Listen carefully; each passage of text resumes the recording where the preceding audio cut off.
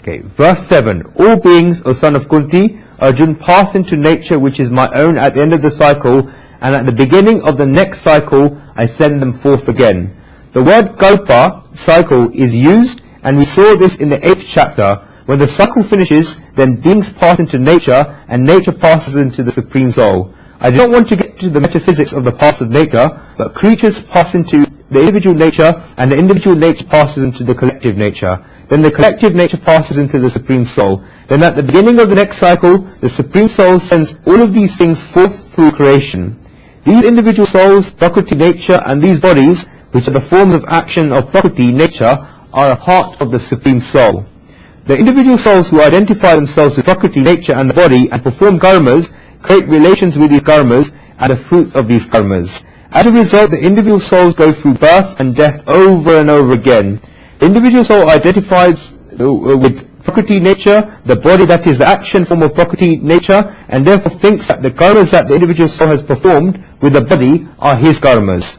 When these karmas become his karmas, then he expects the fruits of those karmas. In this way, one after another, these knots are created. The individual soul becomes tied. Because the individual soul thinks that he should get the fruits, attachment is created and wishes are created. From this, birth and death begin.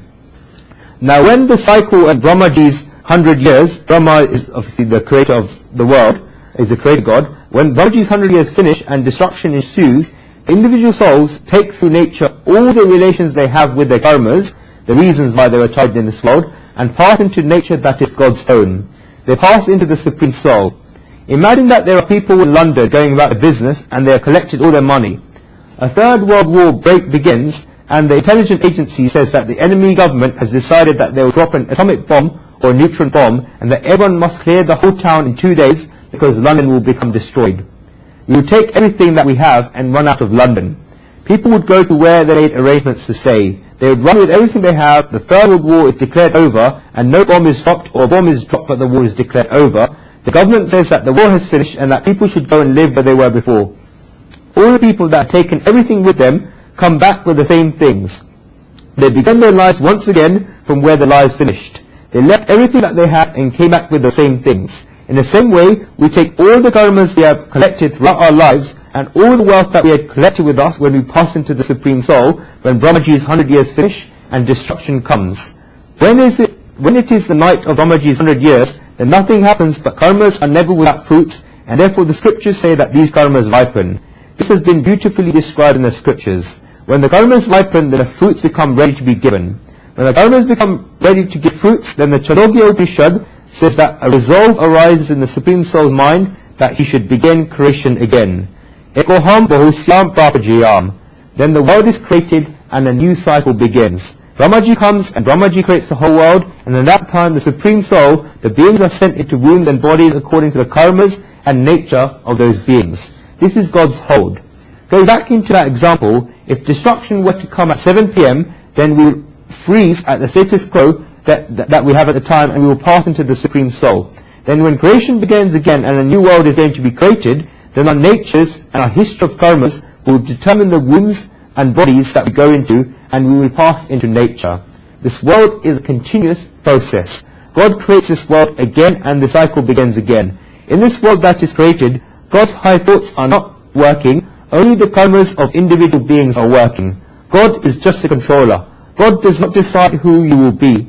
We will be just like our karmas are. God just controls everything. That is why God said in the 4th chapter, Chaturvanyamaya Shustam Guna Karma Vibhagasha. Though I am its creator, know me to be incapable of action or change. This clever system runs according to karmas and the modes of nature. God creates a world according to the nature of beings. This is a continuous activity. There are 2 meanings of Prakriti nature. The first is Maya, illusion, that creates the lineage of karmas, and the second is Swabhav, the nature of beings. Swabhav can be split into Swa, meaning self, and Bhav, meaning feeling. Therefore Swabhav is selfish feeling. Where does this nature come from? The scriptures say that our nature is determined by 5 things. The first is the environment. The environment in which we live determines our nature. It is important. Secondly, companionship determines our nature. काजल की कोठरी में ऐसा ही जतन करो, काजल का दाग लागे ही लागे. Put such a demonstration in your eye makeup that the marks of this makeup definitely brush on everyone. Lamba sate tunko jaye, pare ni to mando thai. If a short person goes with a tall person, then if he does not die, then he will fall ill. If your entire circle of companionship are bad people and you are a very good person, then they will still have an effect on you. If you stand by an alcohol shop, then no matter how much milk you drank there, at some time or the other, you will be inclined to drink alcohol.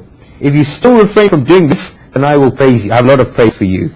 The colours of companionship affect one's nature. Third, education determines your nature and your way of thinking. It gives training to your mind and therefore determines your nature. I'll say that those people who have gone into the field of science with interest will have a clear logical way of thinking. Those people who like mathematics very much will also have a very clear logic. Those people who have gone into arts with interest will have a very good imagination, and this will become the nature. This is not about doing a course, but it's about doing the course with interest and with an inclination. I do not mean that by going to university you will get knowledge, but what you study at university has the effect of moulding your way of thinking. If you are continuously remaining in the same way of thought for 5, 10 or 15 years, then it will affect your nature. If someone gets an education in Brahman, then that person's nature will be in the same way. There are many people like this who have been going to discourses for a long time and have been receiving good thoughts. This is a consequence. Fourth, a guru is a very important part in moulding one's nature. This is because you continuously remain in communication with your guru. A guru should be a person who you are impressed with. If you are not impressed by someone, then you should not call them a guru. If you are impressed by someone, then the impression will fall on you. This has the effect of changing your nature. That is why there is service towards one guru and communication with one's guru. That is why there is a relationship with the guru. The reason why one should have a guru is that if a person just does things by himself, then his nature will come with his body and go in his body without him making any efforts to improve it. This is wrong. A person can change himself. A guru plays the role of crafting the pupil. If there is a stone, then the world will see as a stone, but the craftsman sees the idol in the stone. He gets a hammer and chisel, and after slowly working on the stone, a very beautiful idol is created. The whole world would then look at this individual and says that they didn't even know that there was this idol in the stone. The idol was right inside the stone. The world only saw the stone, whereas the guru saw the idol inside the stone, and the guru saw that unnecessary things and faults should be taken out. What remains is very beautiful. If I were to go further, then there is an idol hidden in each and every stone. One only needs the perspective to be able to see this. A person can change his nature. A guru changes a person's nature. The fifth thing that determines a person's nature is a person's own efforts. A person decides that he wishes to do something, and by performing the actions, his nature gets changed. The reason why I'm explaining these 5 things that determine a person's nature is that if we know that our future and our next path are going to be determined by our karmas and our nature, if we want to change that course, then it's very essential that we change our nature. This is because if we change our nature, then our karmas will change, and if our karmas change, then the consequences of our karmas will change. If the consequences change, then the fruits in our whole life will change. If there is one thing that prevents a person changing their nature, then it is the ego. A person's nature only changes when the person feels as if something is lacking in who they are and what they learn, that they can find what they lack and then they can begin changing their natures. If one thinks that everything is fine the way it is and the other person is wrong, then such a person can never change their nature. The person should want to change themselves in order to change their nature. A person should feel that they can change. The 5 things of environment, companionship, education, guru, and efforts can change a person's nature and a person's life. God says in this verse that at the end of the cycle, all beings come into nature that is God's own, and when the cycle begins again, then God sends all of these beings forth. Why does this cycle end? Being ties themselves with Prakriti nature, and this Prakriti nature comes to an end. This is because beings have an attachment with Prakriti nature. If Prakriti nature is going to be destroyed, then the being will also be destroyed. And then God sends these beings forth again. The promptness of these 2 things is because Prakriti nature itself is forever active. If something is by its Prakriti nature active, then it itself goes towards its own destruction. As a simple example, if we wake up at 5 a.m. every morning and work non-stop for the whole day, then it's very natural that we'll get tired at 9 p.m. or 10 p.m. that night. Then we go to sleep. In the same way, this Prakriti nature is itself forever active, but a time comes when this Prakriti nature goes to sleep. It also needs rest. Shri Krishna says that this is what Prakriti nature does. And just like the person wakes up the next morning and goes to work, in the same way, the next cycle begins, and God sends these beings forth again. God creates these beings again. This world which is tired from time and the cycle is given rest by God, and then once again at the beginning of the next cycle, God sends forth this world again and creates the world again. God creates the world, but at the end of the world, what happens as a result? End of the world happens as a result of karmas of Prakriti nature. God sees all of this happening as a witness, and God is going to describe these qualities of His later in the Gita. For example, we make the house, and then slowly over time, cracks and leakages happen in the house. The colors start wearing away, and things begin breaking if they are maintained properly. This house then falls down. In the same way, God in the form of the Creator creates this whole world, but slowly and slowly, this whole world gets destroyed.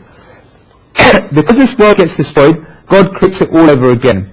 Just like the body is created, just like this body is created, the whole world is created. But God is the controller of all of this. In the 6th verse, Shri Krishna said that all existences abide in Him, and in the 7th verse, Shri Krishna says that at the end of the cycle, beings come to Him, and that He creates the world at the beginning of the next cycle. Therefore, God creates the world abides in God, and at the end of the cycle, the world is destroyed. Therefore, God is the creator, the holder, and the destroyer. This is what Shri Krishna shows in the 6th and 7th verses of this chapter. Because God does all of this, God successfully demonstrates His greatness. The Supreme Soul says that He creates the world. The world is really God's creation. How does God create the world? The reason why the fact that God created the world can be proved is that in each and every activity in this world, and each and every object in this world, there is God's print. If we look at it in reality, whether a person is a believer or not, this only proves one thing, is that what the person sees in the world. A person who is not a believer will say that life is a coincidence and an accident. On the other hand, a person who is a believer will say that life is not a coincidence or an accident, and it is not as if life came into being by itself, but a perfect system is working behind life. I say over and over again that life is not a chaos, and that life is a perfect system. Great saints say that there is a system in this universe, there is a reason for this universe, and there is an aim for this universe, towards which the universe is going. The universe is not without an aim. We can say about the person that he does not have an aim in life, and he's just playing about. But if you look at the whole universe, then there is an aim behind the universe. A tree grows out of a seed, and leaves, flowers, and fruits come out from the tree. Within the fruit come more seeds. Who can look at the seed and say that there is a whole tree in that seed? And this is not just one tree, but there's not just one tree, but many trees hidden inside that seed. It is such a beautiful system. Each and every seed has a blueprint for the plant world. In each and every human being there is a blueprint for the human world. The first egg that is created inside the mother's womb after fertilization has the blueprint of an entire life inside it. Scientists have proved this with the discovery of DNA. The senses are to come afterwards, and the body is going to be made later with the bones and blood. Just the egg has been fertilized has a blueprint for whole life. It is the world that does all of this. God creates this whole world. The world is not a coincidence, and the world is not an accident. Thinkers give a very beautiful example. Let us say that the whole world is destroyed. Scientists have created such weapons that the world's superpowers have. The weapons are such that if an atom bomb is dropped, then everything will be destroyed. But now people are saying that it is wrong and that everything gets destroyed because wars are fought between people. If two countries are fighting, then when weapons are used before, then they will create fire with these bombs to burn down houses and destroy everything. But then people thought that they were not fighting a war with these houses. If a person goes to another country and starts knocking down all the houses and wins over that country, then the person who suffers a loss because all the houses falling down belong to the winner of the war. These chemical weapons that are bombs are such that if they are released, not only lives are destroyed, and objects remain the way they were. Slowly and slowly after improvisation, people have reached a stage where only the human being is killed. This is because they have no enmity with dogs and cats. Therefore they can only attack the functioning of the human body, and only the human being is killed. The rest of the world remains the same. Such weapons have been created.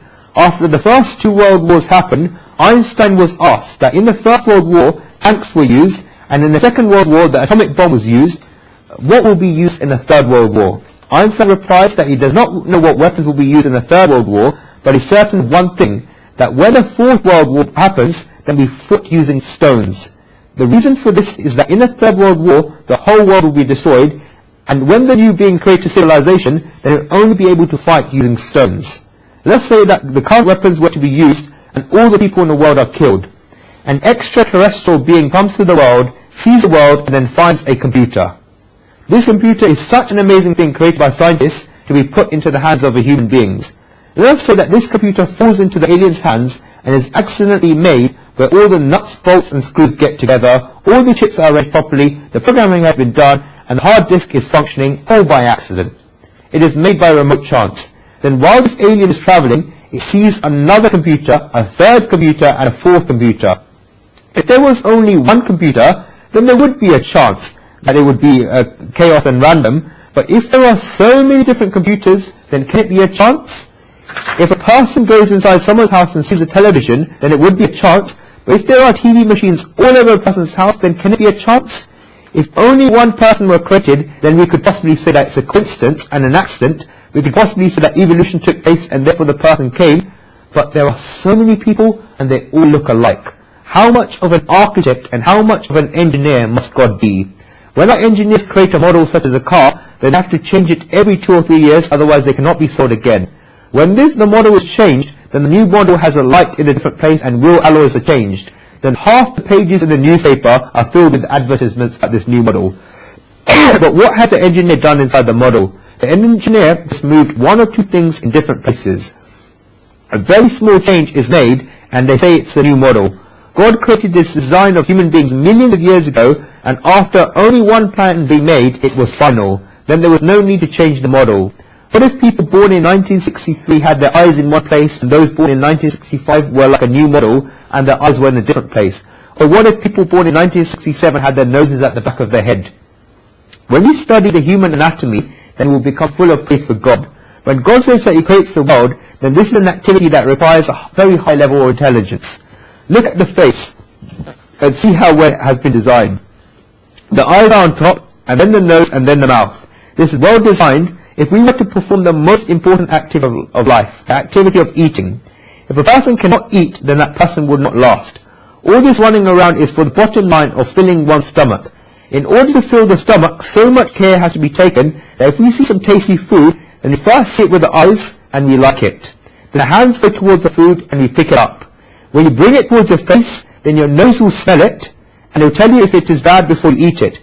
This is because food may look nice, but if there is fungus in it, then you bring it close to your mouth, and first the eyes will see it, and then you can tell from the smell that it is spoilt. That is why the nose is above the mouth. If you have any food, then you automatically smell it before you eat it. So many people have water coming out of their mouths when food smells nice. If the smell is nice, then the nose smells the food first, and then the food is put into your mouth. The eye see the food, the nose smells the food, and then the mouth tastes the food. If any of these disapprove of the food, for example, that I say that this food does not look right, or the nose say that the smell of the food is not right, then you will not have the food. In this case, even if water comes out of the mouth, then it will go back. The mouth will go dry again. This will not work if the food is not right. This is such a perfect system. What if God had switches these wires of the nervous system and puts our noses at the back of our heads? How difficult would it be? We would have to see food with our eyes, take it to the back of our heads, to our noses, to smell it, and put it in our mouths. How difficult would it be to eat? Everything is a perfect system. Then is all of this not God's creation? The way we human beings are, we are creations of God. We are manifest, but we are creations of God. Shri Krishna said earlier in this chapter that He pervades the whole world, and all beings are abiding in Him. God pervades the whole world, but God is unmanifest. The process of making God manifest is called penances. How can we understand this world? In the 8th verse, Shri Krishna describes how the world is created. In this verse, Shri Krishna said that He creates the world, He sustains the world, and at the end of the cycle, all beings passing to nature which is His. Therefore, creation, sustenance, and destruction of the world are all done by God. Let's go to 8th verse.